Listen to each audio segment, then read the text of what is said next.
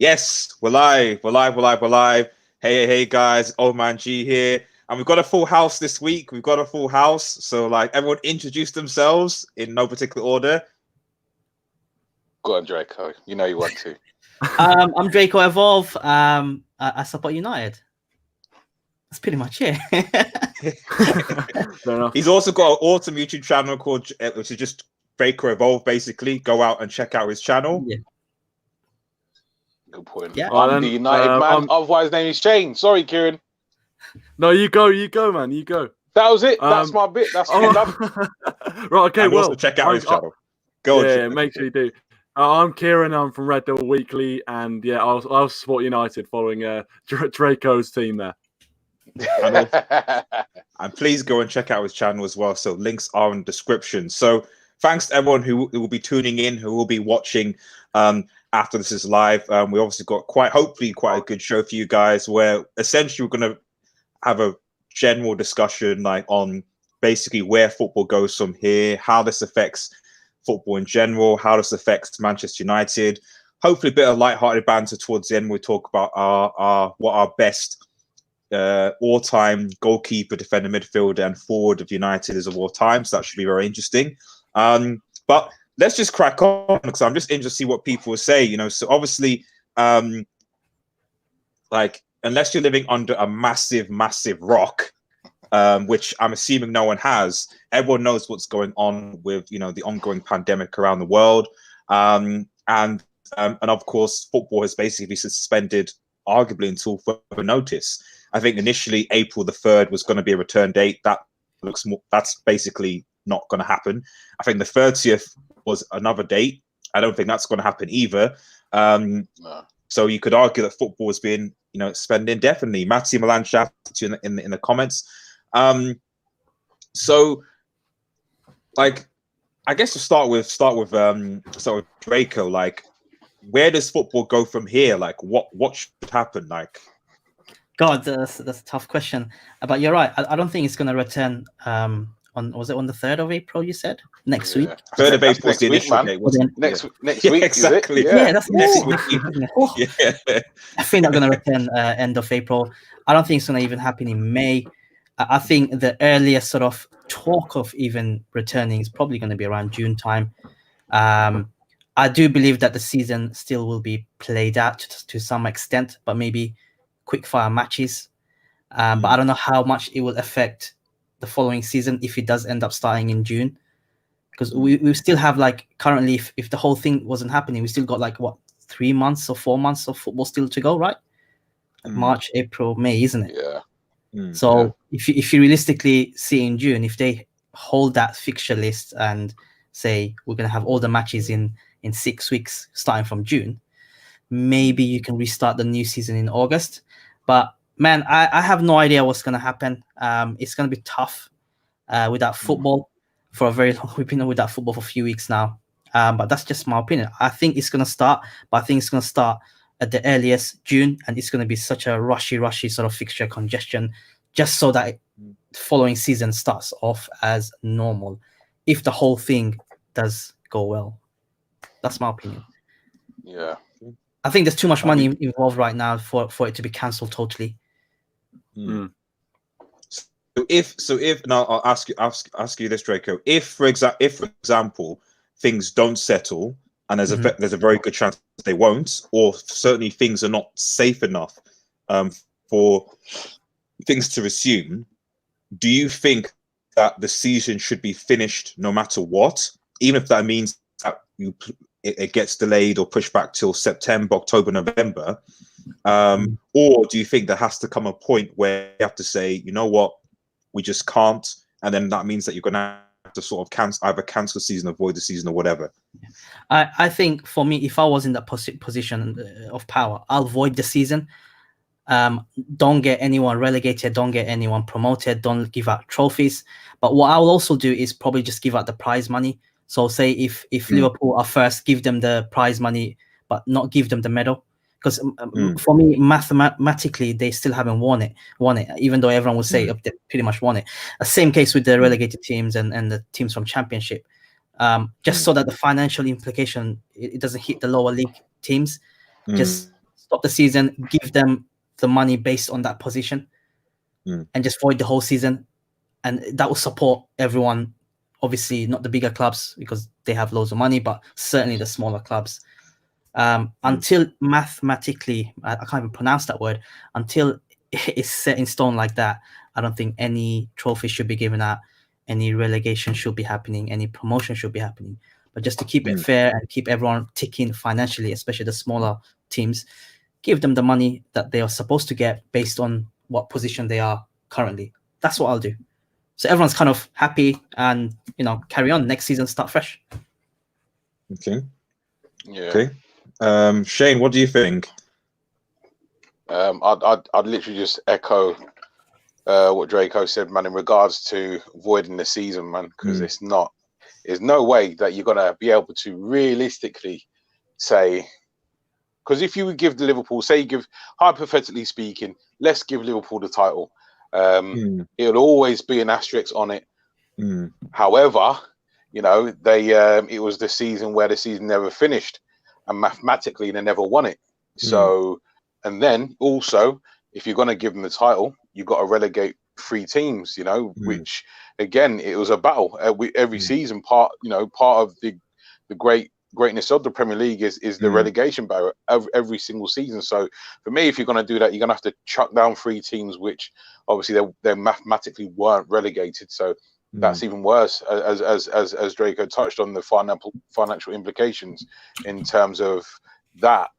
You can't really do that, and I hadn't even thought about the financial side of it. So obviously Draco making a good point there in terms of handing out the cash to them to try and support and let that filter down throughout all the leagues as well. So the only problem, and I'll just interrupt. The only problem I fear with that is that a lot of that cash that's been handed to them comes obviously from the TV rights, from likes of BT, Sky Sports, etc.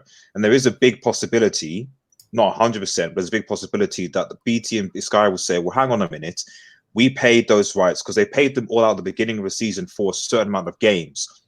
Because of the incident, the virus incident, we want that money back because we didn't show those games. So we're at a loss. They're at a loss because they paid more money than they should. And so they're entitled to claim that money back, which would mean not all of it.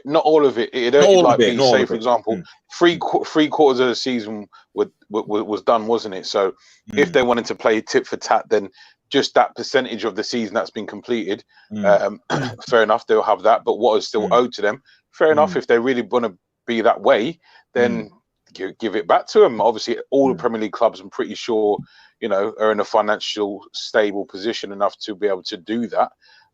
Even if they weren't, and the teams that got relegated, then realistically there's those parachute payments that you get for a couple of seasons before that relinquishes. So for me, there's ways around it, but the most fair way I see it is definitely just keeping everyone where they are and voiding the season. Fair enough. Kieran, your thoughts? Yeah, well, I mean, I think both the guys make good points, and it's a very difficult situation because no one realistically is going to come out of this, 100% happy. I think there'll be both sides. Well, there'll be either side who benefits out of this. The one that doesn't benefit, will be frustrated, and obviously there's positives and negatives with voiding the season, and there's positives and negatives with trying to play the games at a later date. Obviously, if you then play the games at a later date, it then has an impact on future seasons as well. And then we end up with a kind of not having proper kind of scheduled football back until the start of the 2021-2022 season. And of course, as well, when you've got major tournaments to fit in and all that sort of stuff, it's a very, very difficult situation. So I don't envy the people who are making those decisions really right now. But yeah, I think the financial point of it is really one of the main arguments. Obviously, not just the Premier League, but also how it affects, League One and League Two teams, because there's a lot of teams, my local clubs as well, they're really struggling because of the lack of football and, voiding the season. Obviously, if they were to get some prize money, as Draco suggested, that would kind of ease it a bit. But obviously, it's difficult without football to generate revenue for these sort of clubs. So not even just the effect it has on Premier League teams and teams in kind of the top leagues around the world, but even teams down below, it's a tough decision to make. And I think ultimately the Premier League and the powers that be, will want to try and play out the season. And I've heard a lot of players saying they don't want to leave the season kind of empty-handed. They don't want to leave it on what might have been. And obviously, as a football fan, I want to see more football. I want to see the season finish, see how it goes. Obviously, as a Man United fan, I don't want to see Liverpool win the league. So voiding the season in that perspective wouldn't be too bad at all. But at the same time, it's difficult. It's difficult, and I really don't know. I think the more time goes on and the more they keep moving back these deadlines, I think the more likely they're just going to void the season. So I think for me, as time goes on, that will be the more likely outcome. And with the situation as it is right now, I don't see football restarting. But I'm not an expert on the situation, so the situation may change. However, I think if the season gets voided, we should still kind of not let City into the Champions League. Well, that's obviously an ongoing thing. Stay to how it is in the table. We are 5th. Technically, we're going to be in the Champions League. Yeah. But this is the thing, Dre. I think I was speaking to Kieran about this last week. But this is the thing. Like, what do you use? Because if the season is voided, right, it means that obviously the current standings in this current season are relevant, which then means that you would then use the standings of last season to determine next season's Champions League. And who was in 5th position last season? Oh, God. Who was in 5th position last season? I can't remember. I can't remember, mate. I can't remember who's in 5th. I just know we were Arsenal. Arsenal FC. So in theory, if they do void the season and go to the Champions League next season and City's ban does stand, they would obviously have to take 5th place from the previous season that was valid, which would mean that Arsenal Football Club would potentially be in the Champions League for next season.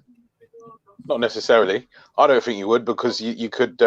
I suppose in standpoint, if you want to go back a season, you could still because obviously you still got European competition, ain't you? So you could still use where everyone finishes, chuck City out, and we'll just take the 4th spot. That's my logic with it. Sorry. I'll just think of any reason not to put certainly Arsenal not ahead of us and kick City out. So yeah, it doesn't have to make sense for me to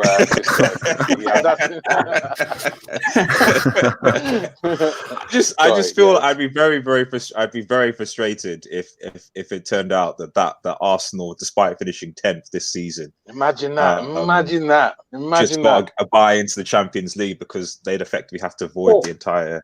Or another alternative is, fair enough, you want to restart the season whenever it may be. It means that you can pile on to the following season, right? The following season, just scrap the League Cup. That will free up a bunch of games that they can kind of spread out, isn't it? So in what sense do you mean that? You mean for the league or for the league? Yeah. So you got obviously most teams played, I think, 28, 29 games already. There's a solid at least 10 games, relatively 10 games to go. You're going to play that whole 10 games over the summer, right? Give the players a bit of a rest, have the preseason, but a shortened preseason, and push back the following season rather than starting in August, maybe start maybe a month later. Cancel the League Cup, or at least cancel the League Cup the first few rounds or whatever, just so that there's not a fixture pile up between. I'm assuming that the Champions League and Europa League are probably not going to continue. Yeah. Is that a reasonable thing that we're probably not going to get the return of the Champions League? Like you say, there's no way to force them in anyway, for sure. So I'd be surprised. You know what? I'd be very surprised if they went back off last season, just because it's not like a punishment, is it? In terms of what's happened this season, the punishment is with Man City, realistically. So I think you can use stand-ins as you are now, and as Jacob mentioned off camera, in regards to I'll let him say that one, what the potential could be for next season, but keep the stand-ins as they are, and use that to place everyone. The only people that should miss out is Man City because they broke the financial fair play. So I think that's the problem, Shane, because if you're going to void a season, as opposed to say cancel it, not avoid. And there's an argument that the likes of, for example, Sheffield United and Wolves might go, especially Sheffield United, who have a game in hand, who if they won their game in hand would be ahead of Manchester United. So they could easily sort of say, well, hang on a minute, if we played our game in hand, we would be in that 5th spot. That's not fair. How come United have got the 5th spot, which was due to the City thing, and not us? And obviously Wolves might say, well, if we played another 2 or 3 more games, you never know that, etc. So it's difficult when, like, for me and my much like what Draco said regarding like the fact that there's rumors that next season that they might or Kieran says, Solskjaer without me, I reckon I'll just keep disconnecting. Best of accept defeat. Oh, sorry, Kieran. Shout out to your buddies. Tune in. Get involved. We'll get involved in the comments as well, though. Like we can read your comments out online and your opinions in the stream. So we'd appreciate that if you're listening. So that'd be actually good. So we can still have you as part of the stream. But yeah, for me, I think the best case scenario is similar to what Draco said of the Premier League, where like you're not going to be relegating teams, that you actually increase the spaces for the Champions League. So you go from like say 1st to 6th, for example, in England, in the Premier League, etc. So you sort of increase the spaces for everybody, so that 1st to 6th Champions League, and then maybe 7th to say maybe 10th or whatever is Europa League. You just have like a big competition next season, and that competition just add a qualifying round, then, wouldn't you? Yeah, like something like that. Yeah, or knockout or something like that. So just increase the number of teams for next season, so that way you can have people don't like miss out, if that makes any sense. Yeah. So Kieran's in the comments. Yeah, man. No, but means if you have post your opinion in the comments, and we'll say it out loud as well. So that could be quite useful as well. So, but yeah, what do you guys think about that? Go on, Drake. I'll let you go. Oh God. Yeah, I mean, it makes sense domestically, but with the current situation in Europe.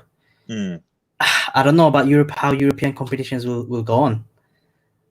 Even if this country recovers in time, that's not going to be the same case for the rest of Europe. I think everyone will have a different set of recovery times or fluctuations, or however you want to process that pandemic. I think just abolish the European competitions, just so that everyone can focus on the domestic competitions and start fresh.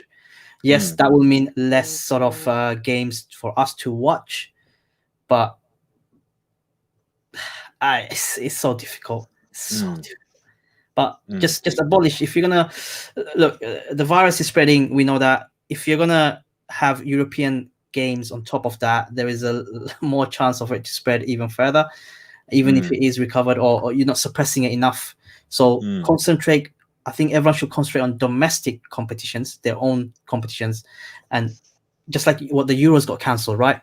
So just cancel the whole thing until the following season and restart it. Not the coming season, but the following season. So that's pretty fair. Yeah, and that will kind of get rid of all these logistical problems of top 4 finish, top 5 finish for this season. Everyone will not argue. Nobody will have any case. It's been cancelled, guys. No European football. As it is, carry on. Okay. No, fair enough. No, I think go on, Shane. That would work. That would work.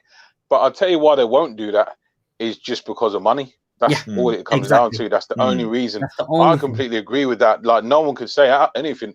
Oh, that wouldn't be fair, because like what G said. Oh, well, we could have got this point at that point, or we could have done this, we could have that. All hypothetical stuff, but no one will be happy. But at least if it's not there, then no one can say anything whatsoever.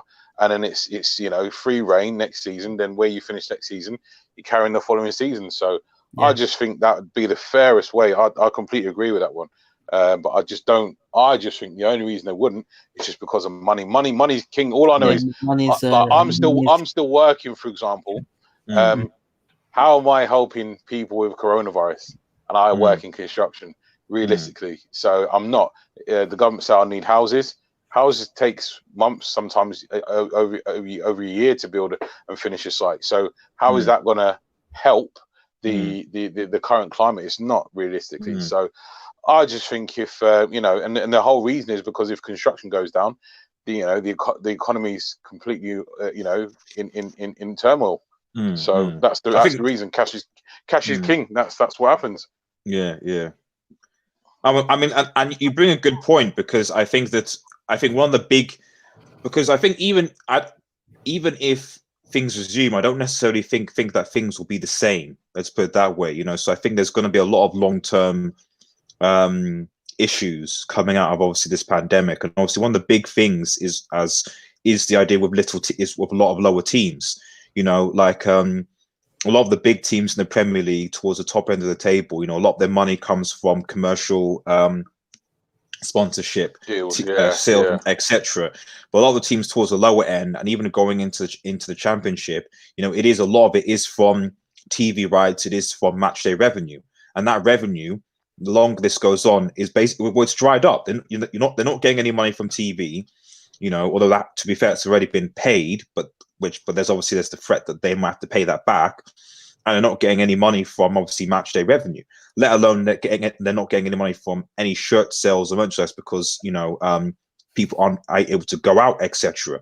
So in the next 1 or 2 months, you're going to see a lot of clubs that are going to basically be struggling for cash. And bearing in mind, a lot of clubs that before this happened that were, borderlining on being near bankrupt, so obviously Bury did it, but we had Bolton, Portsmouth, and a few others that were kind of filtering. So borderline. It'd be very interesting to see that, there might be some clubs that might not actually survive this crisis, because they can't, unless they basically make wholesale pay freezes for like all the footballers, all the playing staff, and they just freeze everything. They might not actually survive. And so even with things to return, you'll find that there'll be certain clubs that won't exist because they're broke, basically. You know what I mean? So another thing, probably we've seen outside of football how they come. Oh, Draco. Oh, he's frozen. He's back. Shout out to you, Gaming Morbid in the comments. Thank you for joining us part of the stream. We'll probably come back to Draco's point when he unfreezes. Shane, I like that freeze pose. I like that freeze pose. Thanks, Draco. It's like just as you're about to speak. Just as you're about to speak. That's the gangster pose.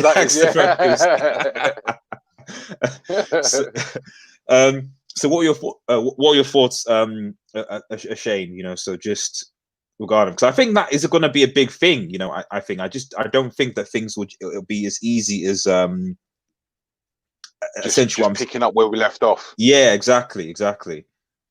No, I know they've spoken about, well, this is what I was hearing on the radio. They've spoken about money coming in to football as a whole, as a support system to all the rest of football, because obviously the money trickles down, not anywhere near as much as it should, but it does trickle down somewhat. So they do really need to, like you say, because some teams were literally living month to month, if not week to week. So realistically, they do need to really look out for, starting at League 2 upwards, not Premier League down, Premier League down. So yeah, I just believe that it's not going to be how it was. It really isn't. There's going to be team, if we can keep every single team going after the end of this, then it'll be a miracle. All teams in all 4 major leagues in England.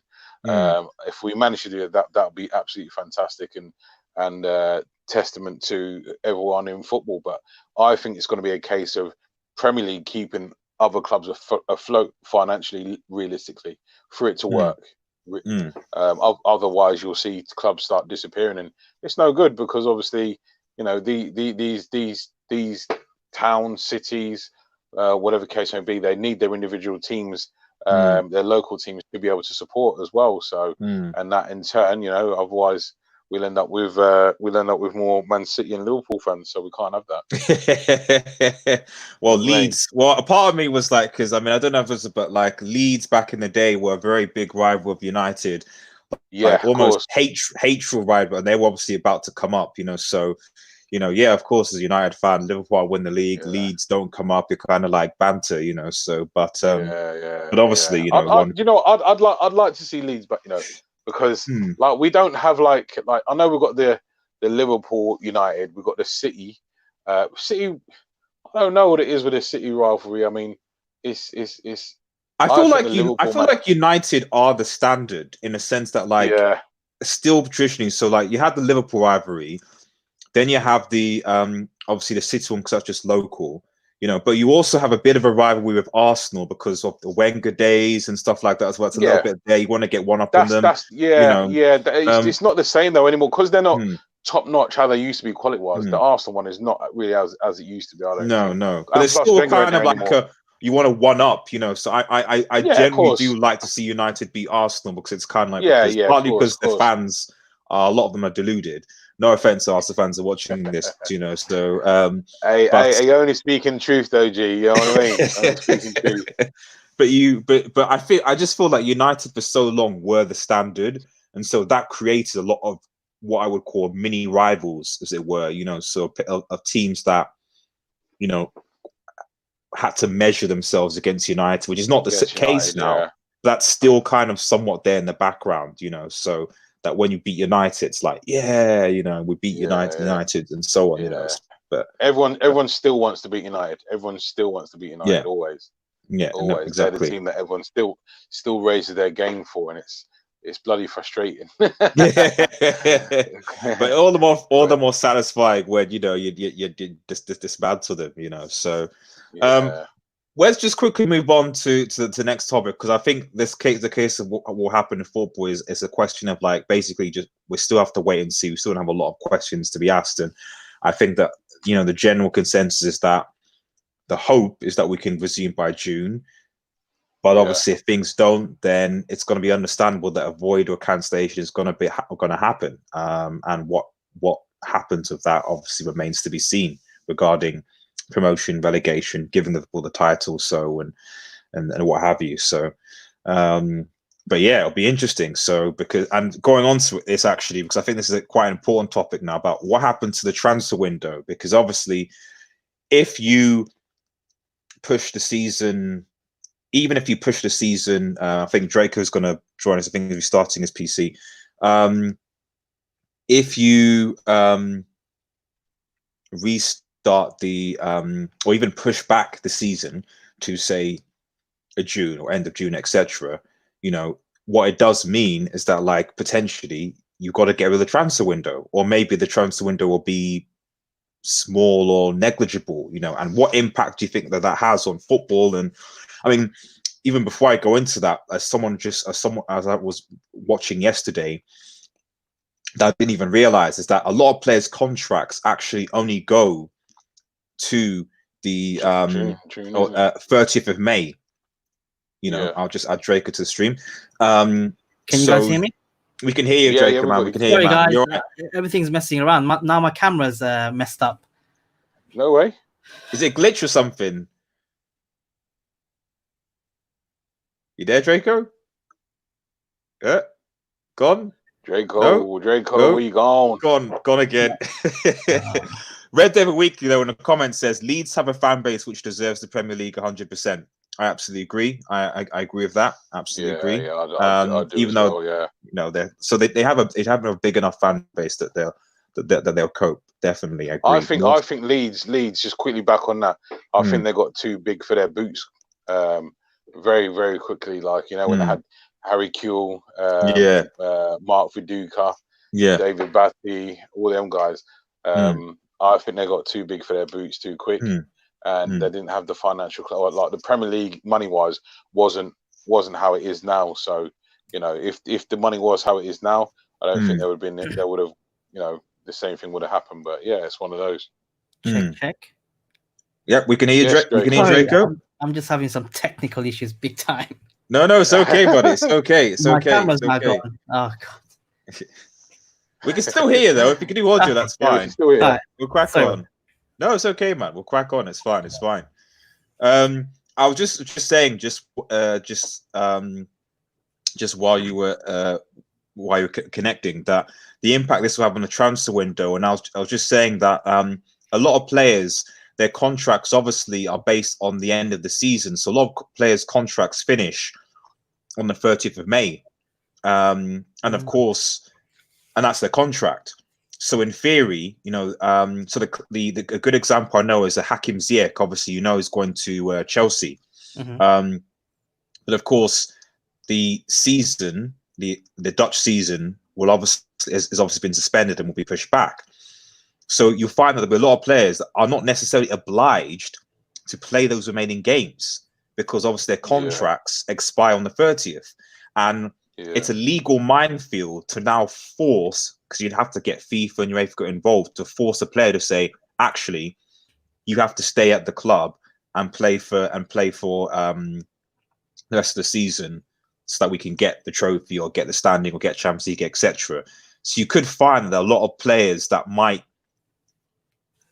things will basically change. They might like leave teams because their contracts expired at the end of the season, if that makes any sense. And so that was the impact the transfer window. And what am I making sense there? Yeah. I think I got the point. Yeah, I think in this situation, because this is a totally different sort of problem. It's not just impacted the footballing world, but everything else.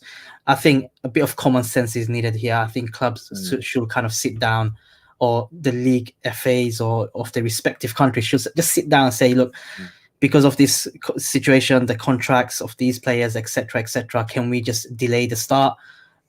Much like how the season will have to restart.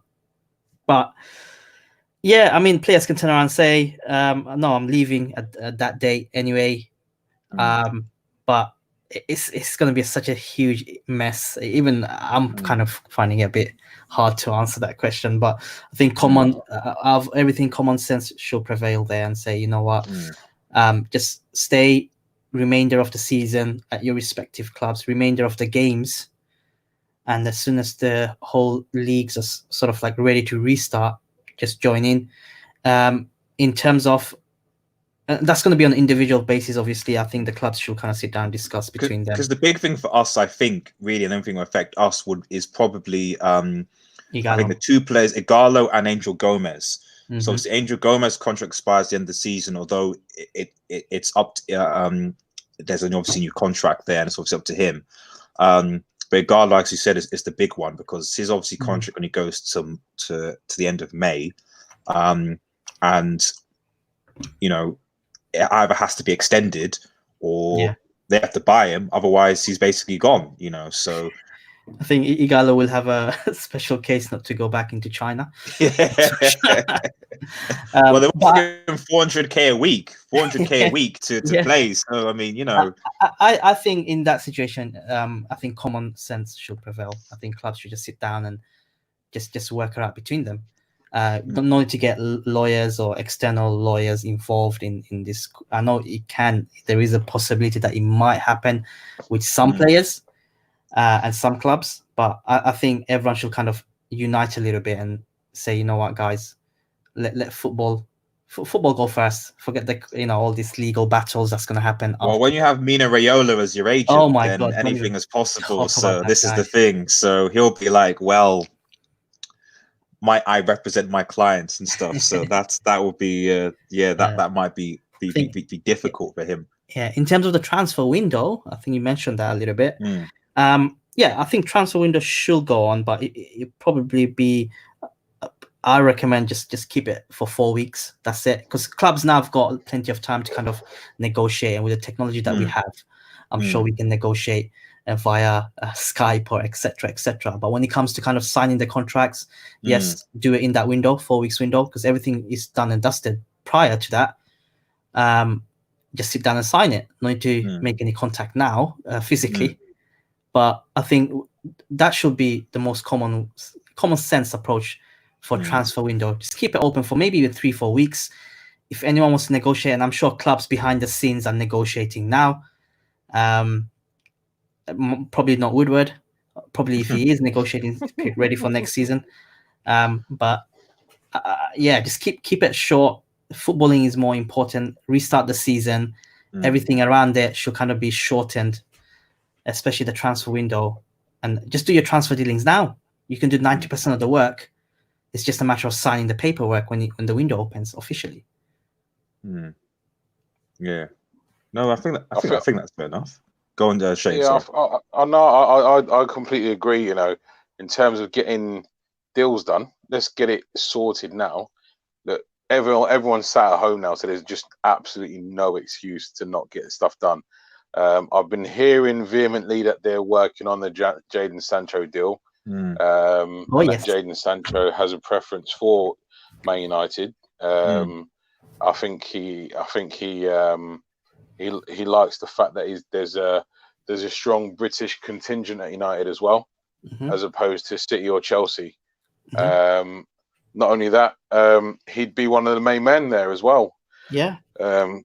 Instantly as well. But one of the things that I find interesting, as part of this contracts running out business, a lot of players are signed on pre-contractual agreements before the next season. So, say for example, as you said, contracts run out at the end of May or the end of June, whichever the case may be, and then other clubs will have signed them for, say for example, the 1st of June.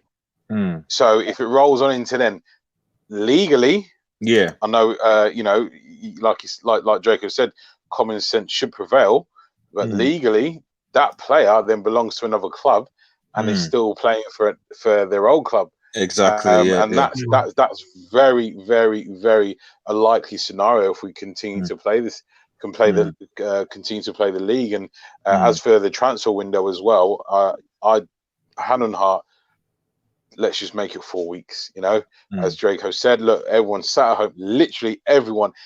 If they're not now, then they're pretty much going against the government. So everyone's literally sat at home now. Do you work? Do you work now? Which I genuinely believe that we're doing work on Sancho deal. I genuinely believe that you've got the likes of Jesse Lingard saying, "Come on," Rashford saying, "Come on," you know, we'll do it together. We'll do it together at England. Now let's do it together at Man United as well, week to week. So I think that's a really interesting one. But the massive one is these players that contracts are running out and they've signed pre-contract agreements with their new teams. What happens, man? Like again, just to reiterate, common sense should prevail. But the world we live in doesn't really have common that way, sense, unfortunately. Especially when it comes to money. Yeah. No, absolutely. Big time. Yeah. Kieran in a comment says, from what I'm hearing people say on Twitter, you would think, I'll do this instead of reading. Yeah.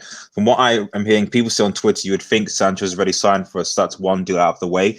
That's the hope. Although after the whole Haaland situation, I'm not going to keep my I'm going to keep my expectations.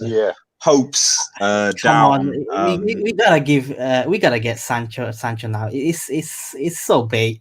Come on, give him the number 7, right wing, done, sorted. Next 10 years. It's just yes, Draco. Love it. Come on, man. Yes. I think for me the big thing is, and I guess it's still tied towards this whole pandemic, this crisis sort of thing. Is that again? It's like, you know, Dortmund are under no obligation yet to sign Sancho, and I think also United might think, because depending on how this is going to affect things economically, because I think that you're going to find, I'm curious what will happen, but I anticipate if we head into a global recession or if we get financial things, then obviously, you know, I suppose the fact that you're going to be potentially seeing clubs, you know, having to cut costs, etc.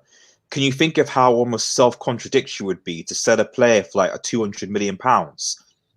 You know, that can't happen. You know, so like, you know, if you're you can't spend £100 million in one transfer window when like you're cutting jobs, when you're saying that we don't have money, etc., etc. So if there is going to be a transfer window, then I would anticipate that the prices of players is going to be quite low, which favors us to a certain extent, because we might, and maybe why Ed Woodward and United aren't going to be necessarily going to be going like, oh yeah, we're going to agree to spend £120 million on Jadon Sancho, because in a month or 2 months' time, the 120 million might actually be only 60 million, because the value of the pound, the value of the euro, what money is worth now, may be completely different because of the circumstances. Assuming obviously there is going to obviously be a transfer window, depending on where football obviously sort of goes to and what have you in the time, and obviously players need to come for medicals, they need to do things and stuff like that. They need to train, they need to get their fitness back up. So where do you fit that into? Do you give them pre-seasons or the rest of it? But yeah, like I'm very curious. I just would be very surprised, especially if you've got a lot of clubs that need to save money, spending or validating the spending of 100, 200 million pounds on players. You know what I mean? So like I just feel that you might get a scenario where this transfer window is probably one of the cheapest transfer windows like ever if it goes ahead. Yeah. I'd like to say one thing with regards to the fact that if indeed transfer window does go ahead, if indeed we decide to, the massive point and a very good point is what's the economy going to be like once it does resume? As you said, G, massive point. Prices. What's anyone going to be worth? How are we going to be able to judge prices anymore? What's going to be good value for money? What's going to be over the top? So, as you say, everything as it was, it's very possible it's going to be completely different to what it was before. So, and I find that so intriguing because, football has just been going like that. And I'm saying it really needs to, do that. Yeah.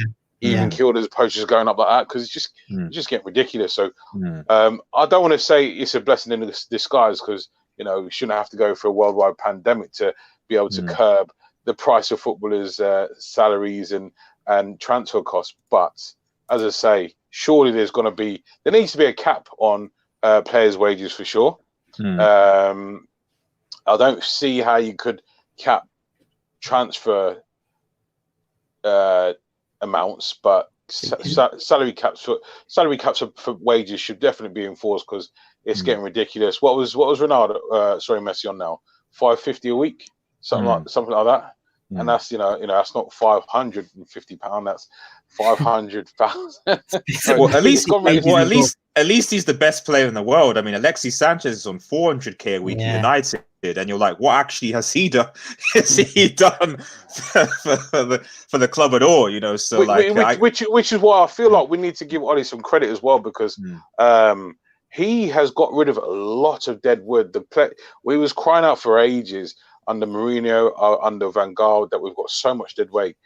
Even under Moyes to a degree, after you brought in Fellaini, and Solskjaer has quietly gone about his business, getting rid of all these players, as such, to a point where now, not only that, he's transformed a couple of players as well, to the point now, to the tune of, I'd say there's only Phil Jones that you can view as deadwood in this squad right now. I'd keep him as a squad player. I really would, because he's got energy, and I know he's been going through some personal stuff. I know he's been looking after his little brother and sister, who are both on the 10 this season. His mum's been badly ill, so I'd like to give him a bly of a season. 18 months is the max as a professional footballer, because he's United, because he's been at the club.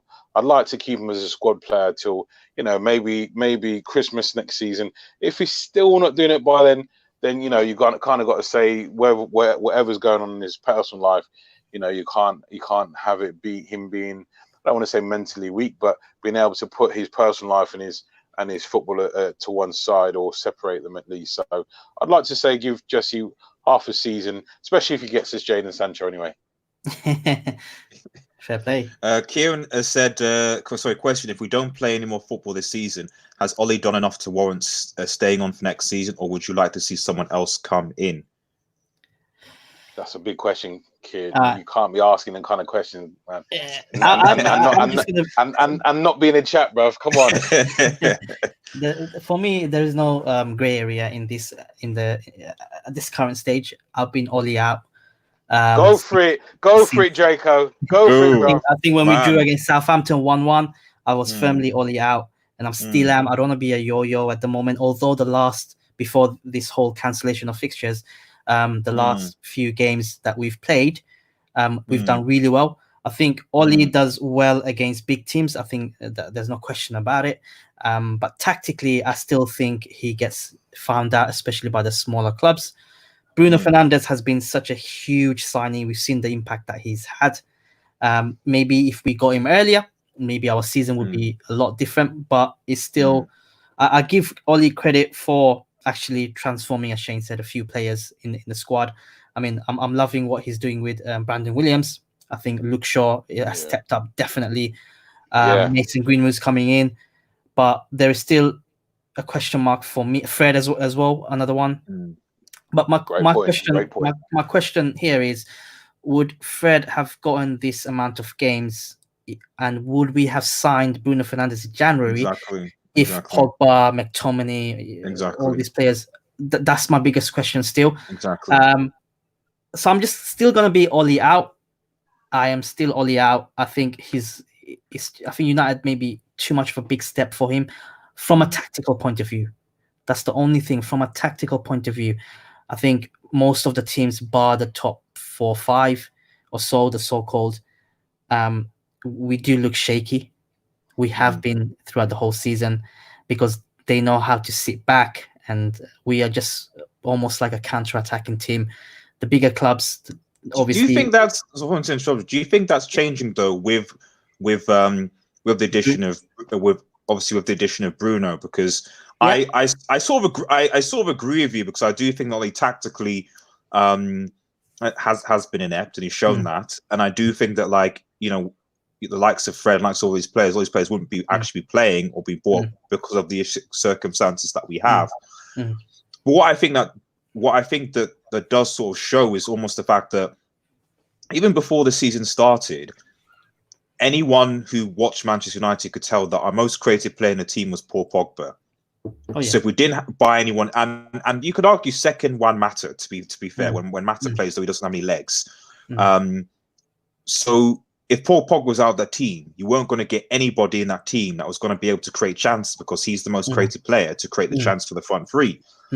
So as soon as you basically bought a player like Bruno Fernandes, who is creative and can create chances for front three, suddenly, you know, when we play against some of the smaller teams, that include likes of Lask, Derby, and a few other, like Watford, a few other teams that we beat that we wouldn't have normally beaten because we had Bruno Fernandes in, we're starting to play better. So, and Ollie, despite tactically not being great, one thing that he has done compared to almost every coach United has against since Sir Alex Ferguson is that he has got the signings right. Like almost every signing he's made like has worked, you know, so like it's like 100%. They have improved this team in a particular way, you know, so it's difficult, because a part of me feels, well, if he was to get a Sancho, for example, then suddenly you're thinking, with the way United are playing now, we could potentially be title contenders. You know, in terms of the way we'll play. You know what I mean? You know, so but I genuinely believe that we are probably 1 or 2 major signings away from being a real force with the current squad that we have. I mean, Pogba, I will still keep him and give him a try. I'm sure he wants to stay a little bit as well in the background, but obviously his agent doesn't help. But I just want to see Pogba and Bruno Fernandes in the same team and see how that goes on about. Defensively, I think we do still look suspect. I think Lindelof is every time I watch him, there is a mistake in him, I believe. he's still young, isn't he? He's like 23, 24. Yeah. He can still improve, but he doesn't complement Maguire. Maguire is not the pacey, powerful type, right? You got to play Bailly. You got to play That's Bailly I over was Lindelof. just getting to that. Bailly and Maguire will be a better fit than Maguire and Lindelof. And Phil Jones, as Shane said, is just deadwood. As soon as Twanzebe's fit, he's the fourth. Like for me, those are the four centre backs you have. You know, for a very long time, Twanzebe is such an exceptional player. I think physically as well, he adds a lot of value in the team, especially in the back end. But again, talking about Bruno Fernandes, he's the most creative player. I think he's bought definitely Oli some time. He's brought a lot of faith and hope back into the club. And again, we are just one injury away from Bruno Fernandes for it to be a bit of a mess right now, especially when you have Jesse Lingard, who's not been performing that great. To some extent, maybe Andres Pereira, who can sort of play that role, and Mata hasn't got the legs. And Pogba, I think, him being out for the whole season practically might just kind of write him off. This is the positive to a certain extent about this, about if it's you call it positive about this Corona thing, is that by the time all things are said and done, the whole United squad will be fit. So Rashford will even be fit. Pogba will be back. Everyone. So if we do resume the season in middle of May, middle of June, then suddenly United have I'll bet, obviously, having not played a lot of football, so they need to get their fitness back. But in theory, you'll have a fully fit Manchester United squad. Which so will suddenly we'll be able to play. Which is a scary squad on paper. You look at Rashford, Pogba, Bruno Fernandes, Martial. They are top players. You give me shivers now, man. And I do genuinely believe we are probably one or two signings, first team players, that is, not talking about squad, away from being a really powerful team on the pitch. Definitely the right wing needs to be sorted, and definitely I think Bailly will be the best partnership with Maguire. I would like to have Koulibaly, but that's probably a dream. Come on, man, you're gonna make me sweat. You're gonna make me sweat right now. Stop talking like that.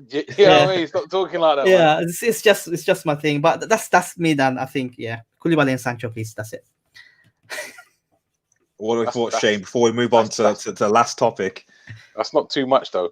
That's not too much to ask. That's not. We're Man United. Few players. That's what I'm saying. I think we should certainly get another proper holding midfielder, defensive midfielder, like an Ndidi or a Thomas Partey, for example. So because I do think that Matic has actually held the fortress for us for quite some time. Done quite well. Fair play and respect to him for coming into a team, and for the past, God knows I don't know how many games he's been performing very well. He did get a 1-year contract extension, I believe, isn't it? That's what he got out of it, and that's his reward. And that's fair play. That's the reward that you should be rewarding, to be frank. But I think I genuinely believe that for Matic, he's probably got one more really good season in. He's not the type of player that will play 30-40 games a season anyway. No. Exactly. I agree with you. I think a defensive midfielder, a proper specialized like an MDD, Partey, or even use Matic as a 1-year leverage to transform Twanzebe into a proper possibly specialized defensive midfielder if you're not going to spend money on a defensive midfielder. I actually think Phil. I know we banter Phil Jones, but I actually think Phil Jones is actually better in that position as a centre back. To be honest, in the one or twice times I've seen him, he's actually better in that position because, lads, what are we talking about here? What are we talking about here? Phil Jones, come on now, Phil Jones, on the pitch. That's blasphemy, lad. Behave yourself, man. I think isolation is getting to us. It is, man. I'm getting dizzy out here now. So come on now, behave. Kieran saying, Kieran saying, such a shame we haven't seen Pogba, Fernandes, Martial, Rashford, Greenwood in the same team. Top fours in the back for sure. I mean, you could definitely easily see like a front three of Greenwood, Martial, Rashford. And then Pogba and Fernandes behind that, and I would love to seeing that on the screen there. That's that's nice. That's real nice. And you know what? Half of that name, they're pretty young, isn't it? Yeah, very. We can have a team potentially for the next 7-8 seasons. No, exactly. Yes, yeah. I mean, Pogba's I think 26, 27. He's still got. Pogba was Pogba turning 27. Yeah, he's the oldest out of the lot, isn't it? Mm. And McTominay's I think on that age. Yeah. Yeah. I'm a big fan of McTominay as well. So I think he stepped up a lot. Right, last topic before we head off, just to approaching the hour mark. Just this was obviously something that Shane suggested, but briefly go around, and Kieran, obviously you're listening as well. Your number one United goalkeeper. So one goalkeeper, one defender, one midfielder, and one forward of all time. What do you think, guys? Unless you want to comment as well. First. Yeah. Go around. What do you think? Go on, Shane. You see, yeah. Okay, so I suggested it. I didn't give it no damn thought. Okay, right. Okay. I like, and it's a controversial one. It will be Mark Bosnich, because I'm only playing. Just kidding. Just kidding. Sorry. No, do you know who I like? And I think he's a cross between the two. Edwin Van Der Sar. For me, he's a cross between Peter Schmeichel and David De Gea.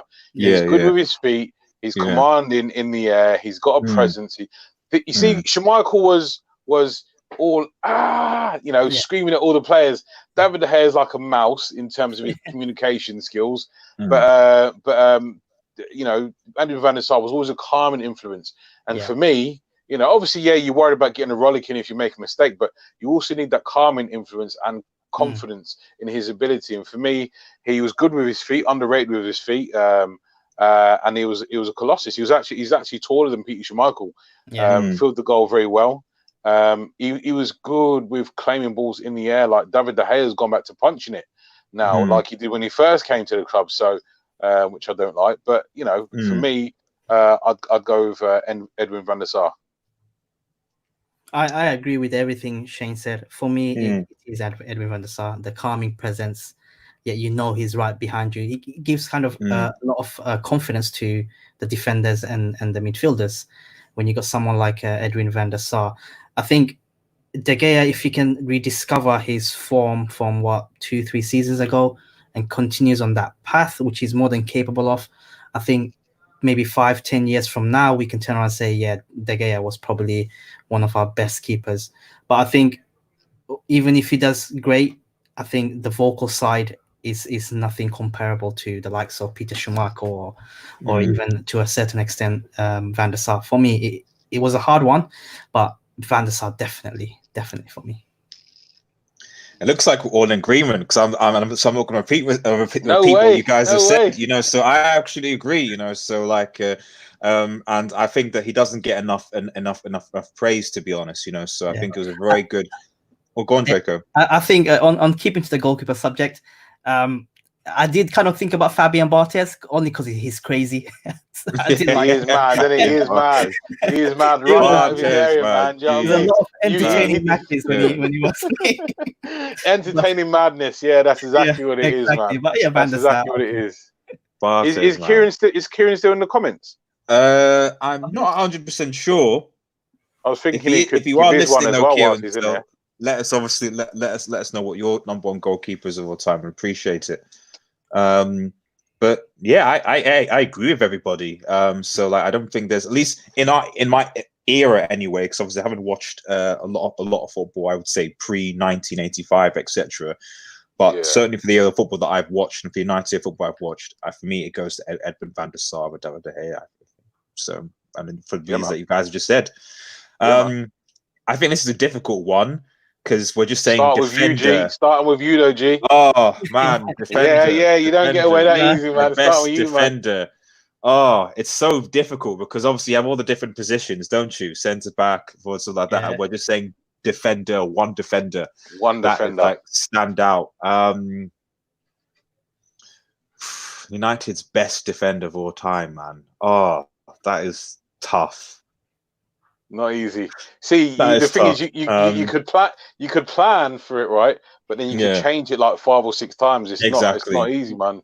It's not easy. I just, man, come back to me. Come back to Oh, me. Like, gee, that's a come cop back out, to man. me. That's Come a back cop to me. out, G. You Come can't back to me. do that, Draco, man. you go. I want to hear what you guys have to say That's a first. cop out, man. That's a cop Yeah, out. I You can't literally do that, man. cannot. Gee, what's that, man? I Go on, literally- Draco, then. Go on, Draco, bro. Go on, you go. I think I'm losing my connection. No, not you as well. Not you as No, well. you're not. No, you're not. That was a tough one. I was thinking about it last night as well. Yeah. I'm gonna actually make it easy for myself and just Mm. name the best defender in United shirt since I've been watching United, which was back end of probably 97 season, but really hardcore into the 2000. I know where you're going. But Vidic, for me, it's Vidic. Probably Jaap Stam comes in there, but for me, Jaap Stam he didn't last very long while I was watching.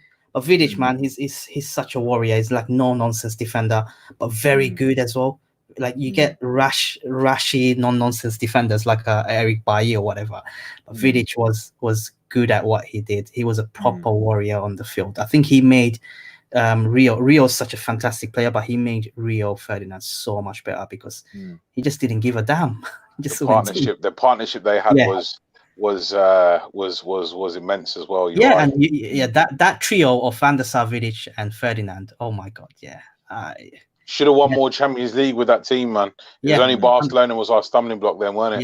Yeah. And to be frank, that Barca squad was just insane. Probably the best it's been. I think if that Barca squad wasn't assembled at that time, I think we would have won a lot more at least 2 more Champions League. We lost 2 finals with Barca, isn't it? One semi, one final. One semi, one final, I think. Yeah. So my God, So Vidic for me. That's it. Shane, what about you? Jeez, back to you, bro. What are you talking about?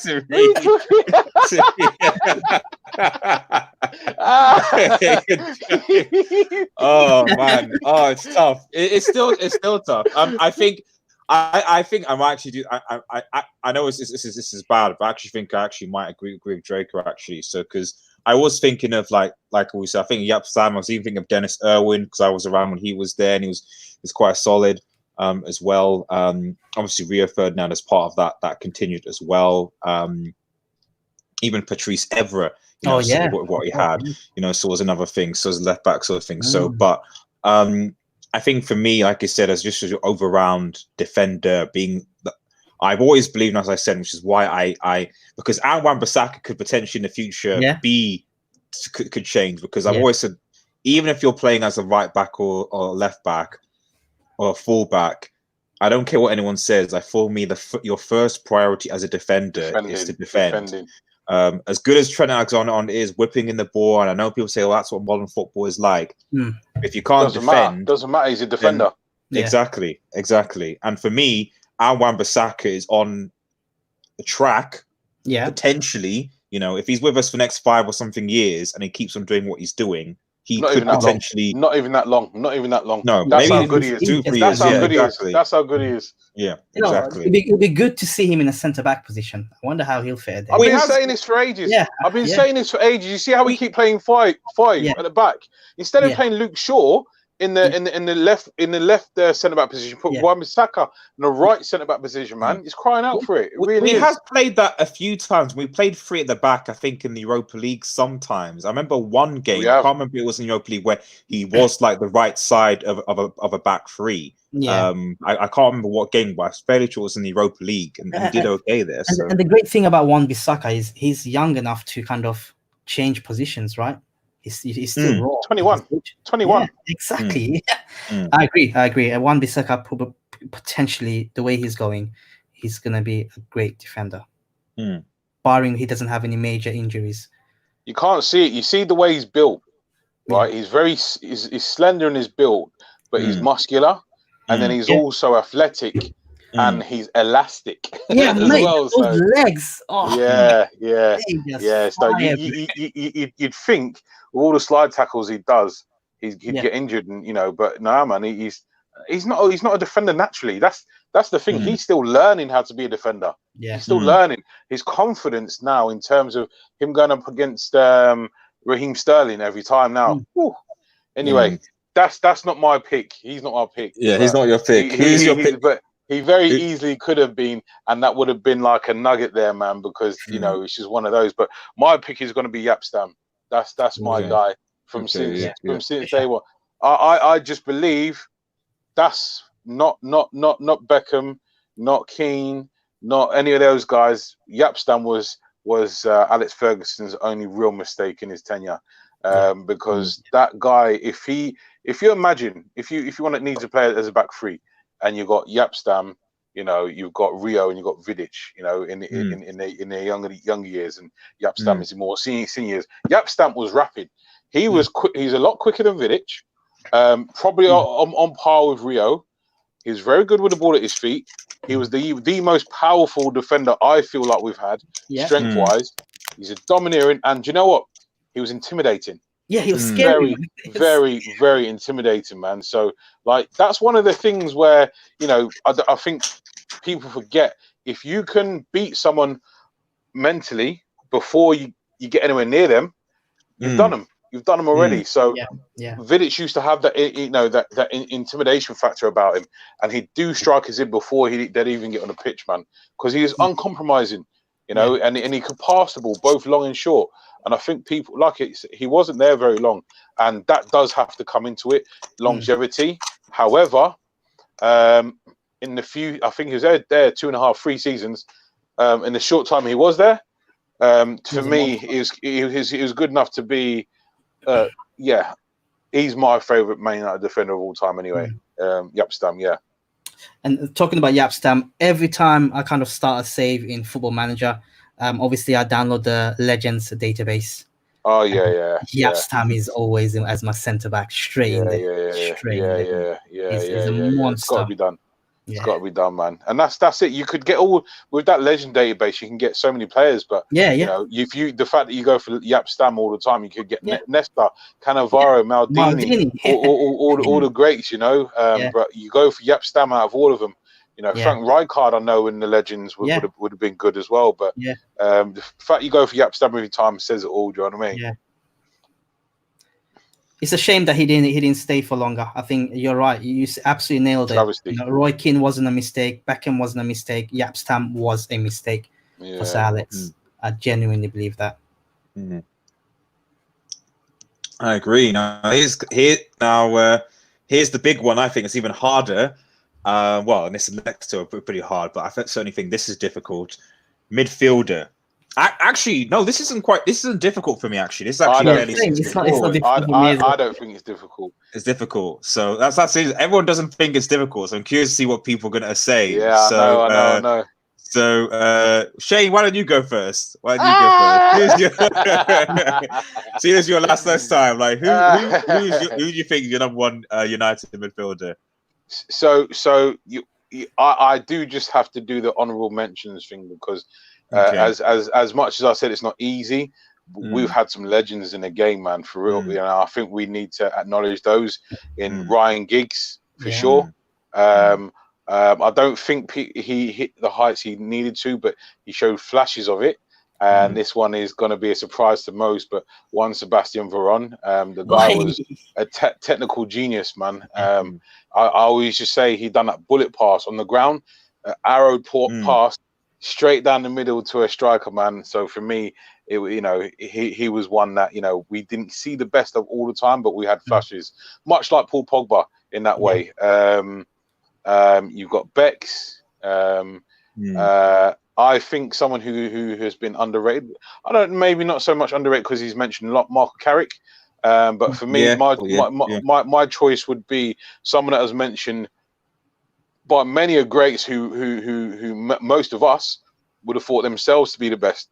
But it's the when you're really, really good, when someone's peers mentions how good you are. I think I know who you're talking about. Yeah. It's Paul Scholes, man. Paul Scholes, man. And when you have people like Ronaldinho coming out saying he's the best player he played against, Zinedine Zidane, Xavi, Iniesta, all them guys, Cruz, Tony Kroos, Luka Modric saying he modelled himself in Paul Scholes. Yeah.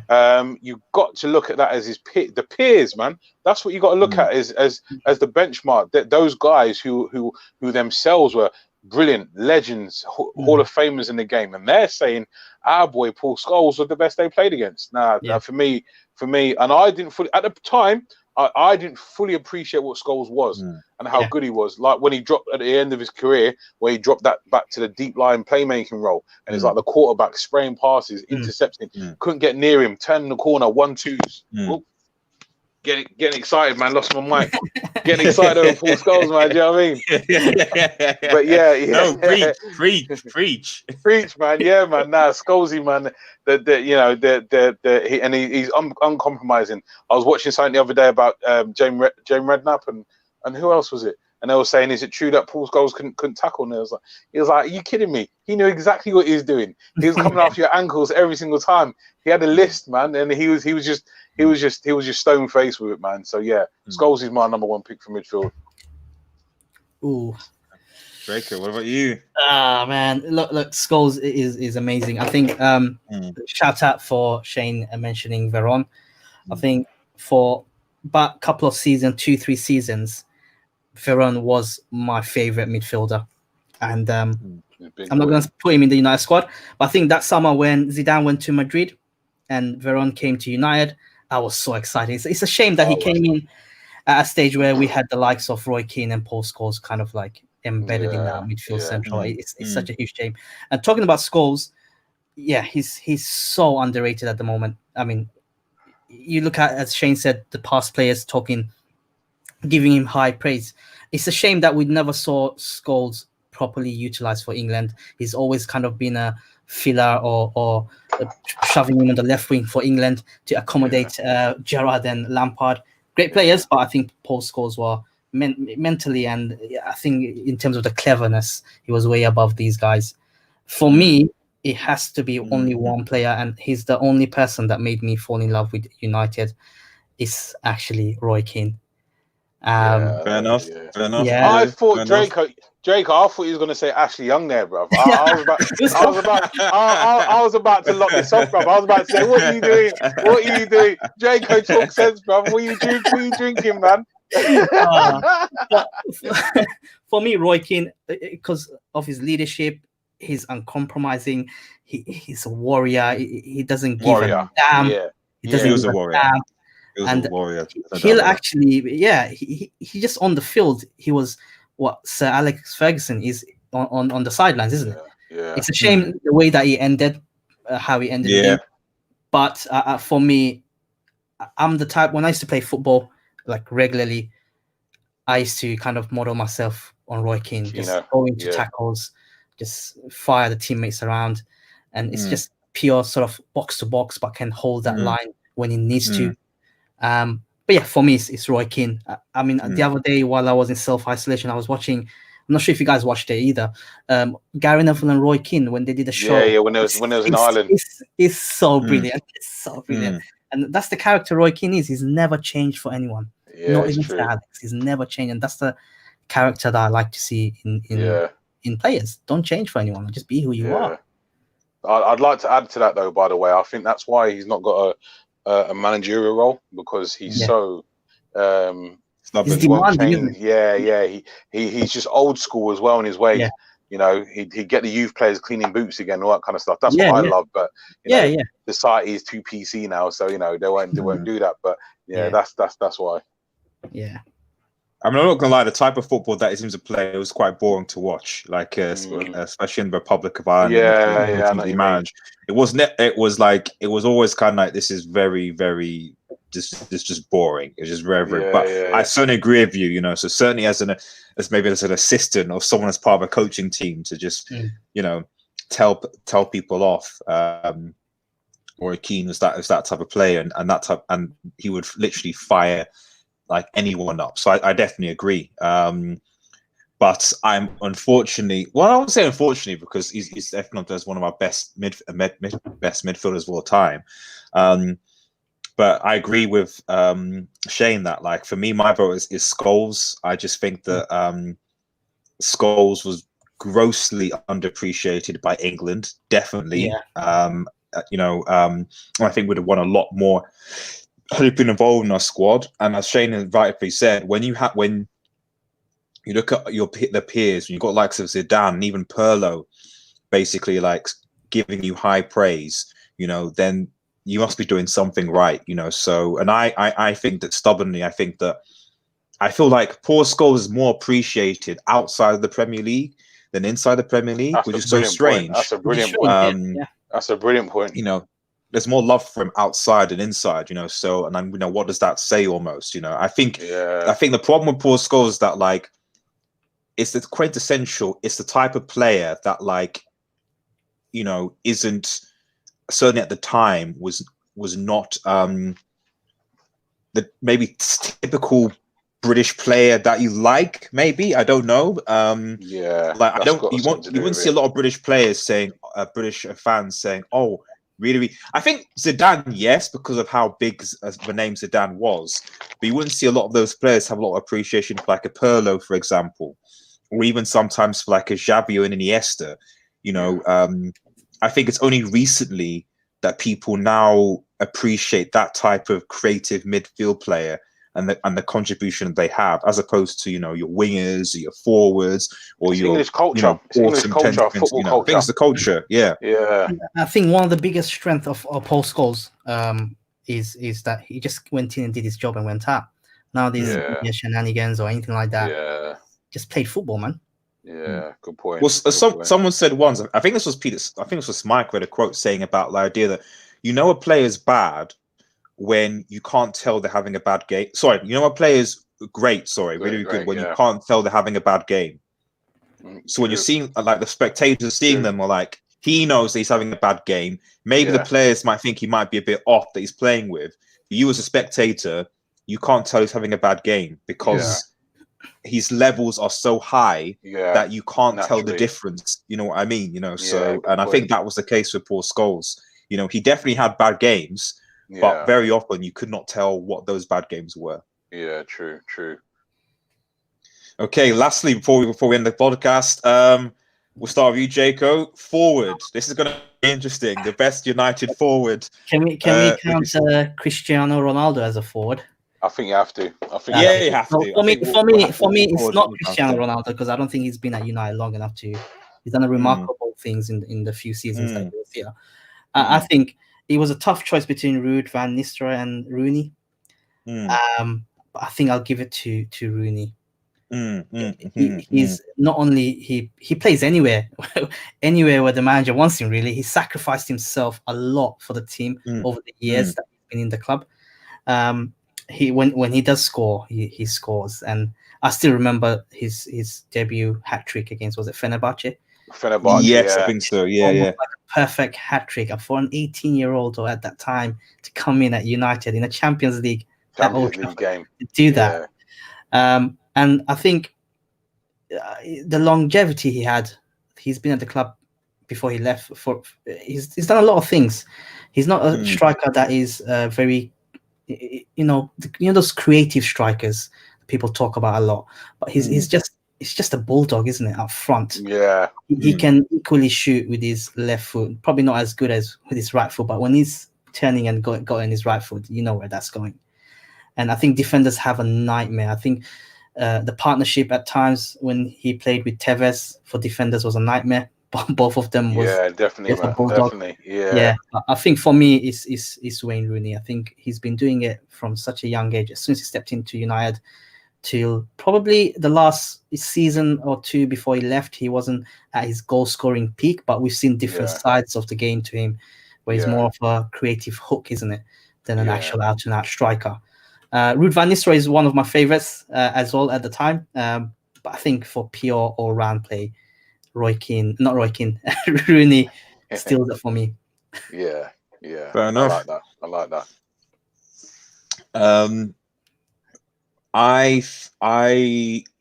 Rooney. Okay. Yeah. Rooney, Ruud Van Nistelrooy, Berbatov, Tevez,